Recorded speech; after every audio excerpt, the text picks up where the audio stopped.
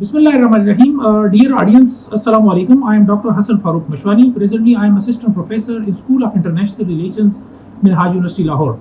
Today, I am going to present my paper on Saudi-Iran rapprochement in the Middle East, impacts on sustainable growth of Islamic countries in the region. Dear audience, Saudi-Iran rapprochement in the Middle East and its impact on the sustainable growth of Islamic countries in the region is the topic of my presentation, and this is one of the most significant development of the current years in international politics.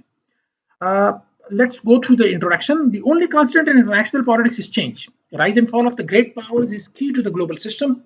Transition in the world order certainly have implications for regional power dynamics. In the post unipolar world, China is rapidly stretching its muscles and hence challenging the US interest world over and particularly in the Middle East region.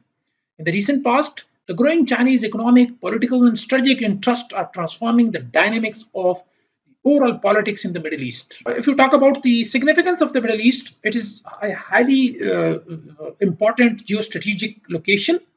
It is abundantly filled with oil resources. It has always had attraction for the world powers. US in the Middle East has always had interest for its energy requirement and global dominance. China, in the meanwhile, also trying to influence via trade and investment in the region because Beijing is one of the largest trading partner of several Middle East states, and the KSA Iran have been ideological rivals and ambitious hegemon in the Middle East, but the dynamics of the overall politics in the region are changing. Particularly in the 1979 Iranian Revolution, the US, Saudi Arabia, and Iran, they were like rivals of each other. But with the increasing China's interests and its ties with the two rivals, I mean Saudi Arabia and Iran, is certainly transforming this decades long rivalry into rapprochement between the two states. Because China has been playing as a role of mediator, and on 10th of March 2023, the global media was showing these sort of pictures which were unusual from the Middle East. If we talk about the China and Iran relations, they have had a history of 50 years of diplomatic relations because there was a common interest for both of them, and that was the opposing to oppose the US hegemony in the region.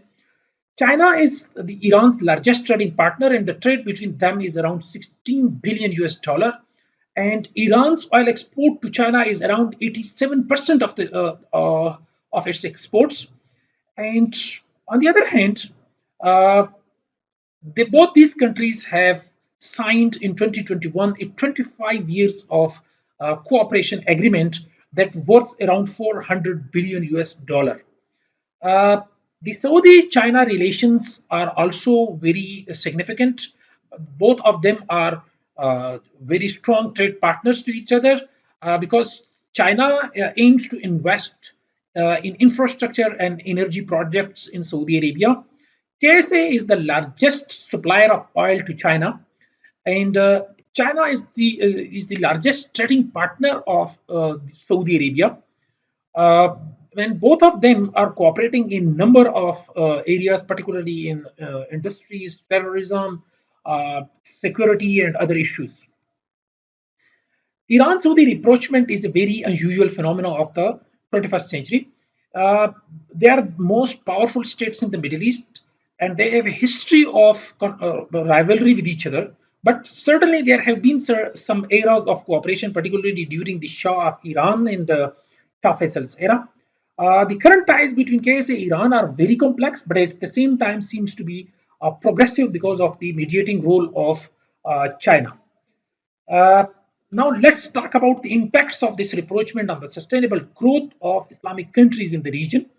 Here are certain areas that I have identified, but due to lack of time, I won't go into too much detail. That is the regional security environment, terrorism, defense spending, regional job market, regional trade and investment, and political conflicts, and in the end, the great powers rivalry. Uh, Talking about KSA Iran rapprochement, it will have certainly help in healing out the political issues like the Syrian civil war, the Yemen crisis, the nuclear deal of Iran, rivalry of the regional dominance, and terrorism as well. Uh, Talking about the regional trade, so the Persian Gulf has around 60% of the global oil reserves. And in them, Saudi Arabia is on the top with 292 billion barrels. Then comes Iran and other countries. So there are huge oil resources in the region that will certainly create a huge job market in the region. And this region has a huge job market in the services sector, in the agriculture sector, industrial sector, and number of others. Next is the regional trade and investment. Ladies and gentlemen, this region has the potential of around $1.4 trillion of the trade between the Persian Gulf region countries, with export to up to around 725 billion and 675 billion imports, with the largest trading partners China, US, and EU. Next is regional security environment, that is like terrorism, extremism, and a number of other non-state actors like ISIS, Boko Haram, Al Qaeda, and a number of these states have been victims of this terrorism and all that.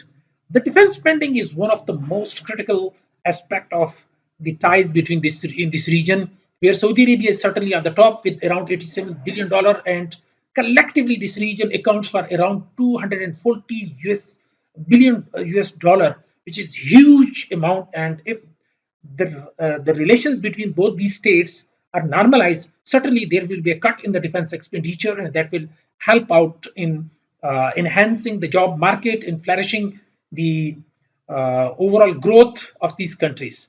As far as the great powers rivalry is concerned, the great powers always have had deeper interest in the region because this region is rich of oil, and the petrodollar of the oil of this region has to be paid back to the military industrial complex of the great powers. I mean, United States, the European countries, Russia, and now the Chinese. So, if the rivalry between these two countries is normalized, so the great powers will certainly have lesser interest in the region. And in the end, I would say thank you to the organizing committee of this conference and the Allama Iqbal Open University for inviting me on such an important topic. Assalamu alaikum.